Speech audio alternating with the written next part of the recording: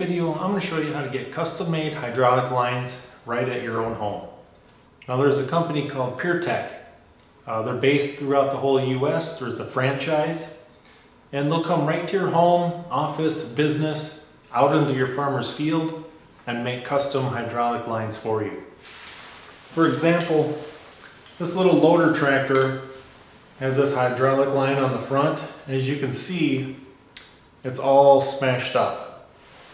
So I just handed this off. They make one custom fit, right to order. You can see the quality.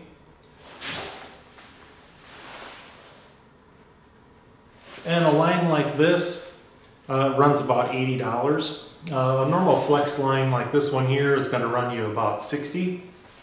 But like I said, they'll come right to your home. They're usually there within an hour. If you're a farmer, you're out in the field and a hydraulic hose broke on a piece of equipment, they'll drive right out there, pull your old line off, make one identical to it, put it back on for you, you're back in business. Now, if you do have a metal one, it is going to be bare metal. You aren't going to have to paint it. Other than that, they're a great company to deal with. I've used them a couple times. Here's the brochure. Most of their trucks all pretty much will look the same.